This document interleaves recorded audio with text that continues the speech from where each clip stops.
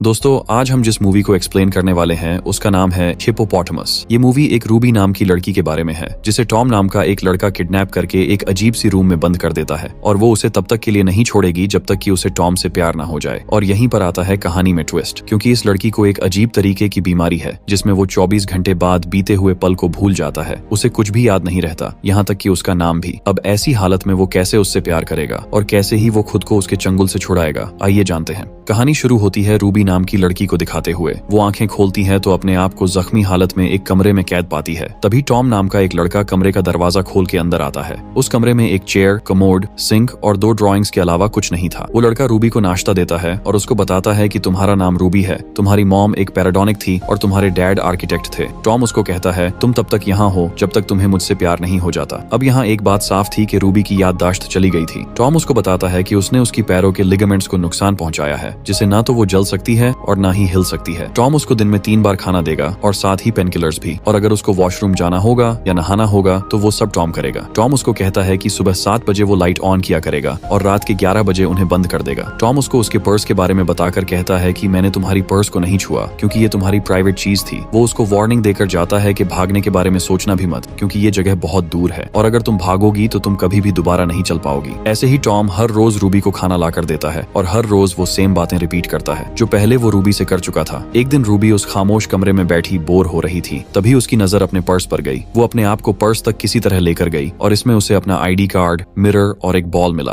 अचानक उसे टॉम के आने की आवाज आई तो वो फौरन पर्स बंद करके अपनी पहली वाली जगह पर चली गई, मगर पर्स में से बॉल बाहर ही रह गई। रूबी अपनी जगह पे पहुंच के जल्दी से उस बॉल को अपने पॉकेट में छुपा लिया। रूबी को पसीने में देख टॉम को लगा कि उसे दर्द हो रही है, इसलिए उसने पेन किलर्स की डोज बढ़ाकर उसको खिला दिया। डोज ज्यादा होने की वजह से वो फौरन सो गई। अब टॉम हर रोज एक ही बात करता था। इससे एक बात पता चलता है कि शायद रूबी की याददाश्त हर दिन चली जाती है, लेकिन इससे एक और बात सामने आती है कि शायद रूबी यहाँ बड़े अरसे से थी और उसको याद ही नहीं था। मगर आज जब टॉम जाने लगता है तो रूबी पूछती है क्या तुम मुझसे नफरत करते हो? टॉम नहीं बोलकर वहाँ से चला जाता है। टॉम के जाने के बाद उसको अपनी पॉकेट से एक बॉल मिला, जिसको देखकर वो हैरत में चली गई कि ये बॉल उसके पास कैसे आया। वो रोज उस बॉल के साथ खेलकर अपना टाइम पास किया करती थी। हर रोज की सेम रूटीन थी। टॉम उसको खाना देता और सेम बातें रिपीट करता था और रूबी हर रोज की तरह उससे पूछती थी कि क्या तुम मुझसे नफरत करते हो, और वो हर रोज की तरह उसे ना बोलकर चला जाता था। मगर एक दिन टॉम को ये सवाल सुनकर गुस्सा आ गया और वो जोर से अपना हाथ दीवार पे मारकर वहाँ से चला गया। जब रूबी सो जाती थी तो टॉम उसको लेटा देता था और लाइट ऑफ करके वहाँ एक रेड लाइट जलाकर साथ एक ऑडियो प्ले कर देता था। वो ऑडियो टॉम की आवाज थी जिसमें वो रूबी का नाम वगैरह बताता है और वही सेम बात कि तुम तब तक यहाँ से नहीं जा सकते जब तक तुम्हें मुझसे प्यार नहीं हो जाता। फिर वो वहाँ पे रखी चेयर पे सो जाता था। उसने अलार्म लगाया था जिस वजह से वो सुबह उठ के रूबी को दोबारा बिठा देता था और उसको नाश्ता बनाकर देता था। यहाँ 2 बातें हमें क्यूरियस कर रही हैं कि या तो टॉम रूबी की याददाश्त लौटाने के लिए उसकी मदद कर रहा है या फिर उसके दिमाग में अपनी बनाई हुई बातें डालने की कोशिश कर रहा है। मगर इन सब की वजह से अब रूबी की हालत में जरा बेहतरी आने लगी थी। टॉम रूबी की टांगों की एक्सरसाइज करवाने लगा ताकि उसकी चोटें जल्दी से ठीक हो जाए। एक दिन जब टॉम रूबी की बॉडी साफ करके बाहर चला गया तो रूबी अपने पर्स के पास जाके अपना आईडी कार्ड देखने लगा और अपनी शक्ल देखकर सोचने लगा कि क्या वो वाकई में रूबी है। उसे पता चलता है कि वो वाकई में ही रूबी है, जिसका मतलब था कि टॉम उसे सच बोल रहा है। फिर रूबी अपने सर पे लगा जख्म चेक करती है और अपनी चोट देखने की कोशिश करती है। टॉम ये सब दरवाजे से देख रहा था। रूबी अपने पर्स में पीने की बोतल तोड़ देती है और उसका शीशा लेकर अपनी चोट को देखती है जो अब ठीक हो चुकी थी। रूबी को टॉम की आवाज आती है तो वो जल्दी से अपनी जगह पर शीशा अपने साथ छुपा कर ले जाती है। टॉम उसके पास आकर उसको कुछ भी नहीं कहता, बल्कि उसको उसकी दवाई देता है। अगले दिन फिर से वही सेम रूटीन शुरू हो गई, मगर अब रूबी ने अपना आईडी कार्ड देखना शुरू कर दिया था और वो शीशे की मदद से अपने सर की चोट चेक करती थी। फिर एक दिन रूबी टॉम से बात करने की कोशिश करती है और उसे कहती है कि क्या मुझे एक पिलो और मैट्रिक्स मिल सकता है, क्योंकि मैं जमीन पर नहीं सो पा रही हूँ। ये सुन के टॉम रूबी के लिए एक पिलो और मैट्रिक्स लाकर सेट कर देता है और उसको एक बुक देता है। इस बुक को देखकर रूबी को याद आता है कि उसने ये बुक पहले भी पढ़ी थी। वो टॉम को ये बात बताती है तो टॉम ये सुनकर खुश हो जाता है और कहता है अगर किसी की याददाश्त चली गई हो और उसको वो चीजें या इंसान दिखाई दें जिनसे उसे प्यार था तो उसकी यादें वापस आ सकती हैं, जैसे अभी तुम्हारी आई। अब हमें साफ साफ पता चल चुका है कि टॉम तो बस उसकी याददाश्त वापस लाने में मदद कर रहा है। शायद वो उसको पहले से जानता था, लेकिन अगर वो उसे जानता था तो उसने उसको कैद क्यों किया है? टॉम रूबी से पूछता है कि कोई और ख्वाहिश है तुम्हारी, जैसे अगर तुम कुछ पीना चाहती हो तुम वो भी बता दो। रूबी उसको अपनी फेवरेट ड्रिंक के बारे में बताती है तो टॉम फौरन वो ले आता है जैसे उसने पहले से ही डाल के रखी हो। रूबी को ड्रिंक पीते ही याद आता है कि वो ये ड्रिंक पहले भी पी चुकी है। रूबी उसको पूछती है कि तुम्हें कैसे पता कि मैं इसी ड्रिंक का नाम लूंगी? टॉम कहता है बस मुझे पता है, क्योंकि तुम हमेशा से ही ये ड्रिंक पीती हो। फिर एक दिन जब रूबी कमरे में अकेली बुक पढ़ रही थी तो एंड वाले पेज पे उसको कुछ दिखाई देता है। उसको पढ़ने में मुश्किल हो रही थी तो उसको एक आइडिया आया। वो शीशा निकालकर लफ्जों को उसके रिफ्लेक्शन में देखकर पढ़ती है तो उस पर लिखा था कि उसकी बातों का यकीन मत करना। टॉम जब आता है तो रूबी वो पेज छुपा देती है। टॉम उसे कहता है कि तुम्हें ये बहुत पसंद थी, तुम हर वक्त इसको पढ़ा करती थी। टॉम के जाने के बाद वो दोबारा उस लिखाई को देखती है और उस पर अपना हाथ भेदती है तो वो मिटने लगती है। उसको याद आता है कि उसने दीवार के पीछे कुछ छुपाया था।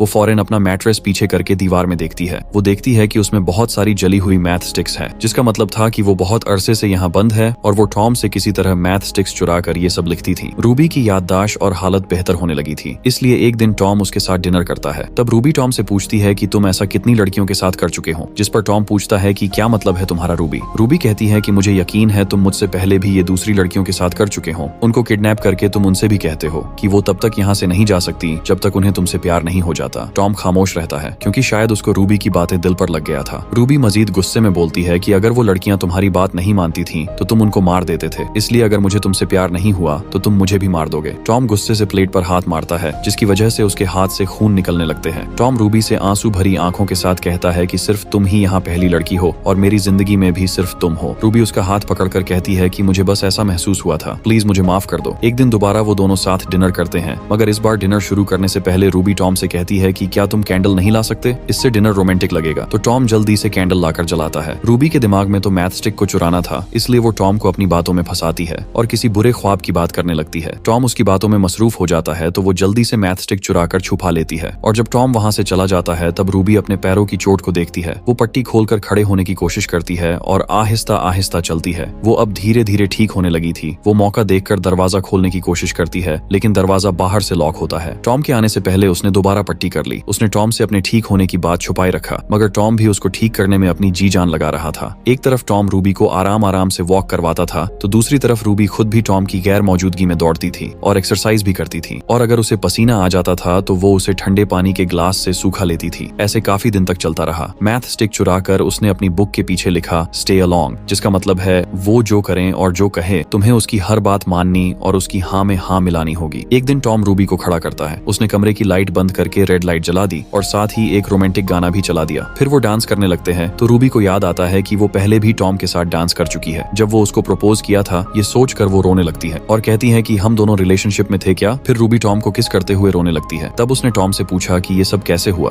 तो टॉम उसको सारी बात बताता है कि एक दिन तुम अपने दोस्त निक के साथ बार में मेरा इंतजार कर रही थी, लेकिन मेरी ट्रेन मिस हो जाने की वजह से मैं लेट हो गया था। मैंने तुम्हें काफी कॉल्स की लेकिन तुमने नहीं उठाई। मैं अपने दोस्त रॉब की गाड़ी में तुम्हारे घर आया तो मैंने देखा कि निक ने तुम्हारे साथ जबरदस्ती की थी। उसने तुम्हें बहुत मारा भी था। ये देखकर मैं गुस्से से पागल हो गया और मैंने उसको मार दिया। निक की बॉडी छुपाने में रॉब ने मेरी बहुत मदद की थी। वो बहुत डरा हुआ था। उसको और खुद को बचाने के लिए मैं तुम्हें सबसे दूर लेकर इस आइलैंड पे आ गया क्योंकि तुम्हारी हालत बहुत खराब थी और मैं तुम्हें छोड़कर जेल नहीं जाना चाहता था। यहाँ आने के बाद टॉम को एक बंद पड़ा हुआ फार्म हाउस मिला जिसकी बेसमेंट में कमरा था। यहाँ टॉम ने रूबी को रखा और उसका इलाज किया। रूबी की सदमे की वजह से याददाश्त चली गई थी। टॉम ने उसकी बीमारी के बारे में दिन रात एक करके रिसर्च की और आहिस्ता आहिस्ता रूबी को मुख्तलिफ तरीकों से उसे ठीक करने की कोशिश की, लेकिन इसका कोई फायदा नहीं हो रहा था। एक दिन उसने प्रॉपर प्लान बनाया और वो रूबी को बताना शुरू किया कि उसने रूबी को किडनैप किया है। उसका ये आइडिया काम कर गया और अब रूबी को सब याद आ गया था। अब एक दिन टॉम रूबी के साथ सो रहा था, तब रूबी उठकर टॉम का अलार्म बंद कर देती है। फिर उसने अचानक टूटा हुआ शीशा निकालकर टॉम को मार दिया और वहां से भाग गई। जब वो बोट के पास पहुंची तो बदकिस्मती से बेहोश हो गई। कुछ समय बाद रूबी उसी कमरे में थी जिसे टॉम ने अब हॉस्पिटल बना दिया था। टॉम अभी भी जिंदा था, चाहे रूबी ने उसको धोखा दिया, मगर रूबी के लिए उसका मोहब्बत अभी भी कम नहीं हुआ था। और इसी के साथ ये कहानी यहीं पर खत्म हो गई। दोस्तों, आप अपनी मोहब्बत के लिए क्या क्या कर सकते हो कमेंट में बताना जरूर।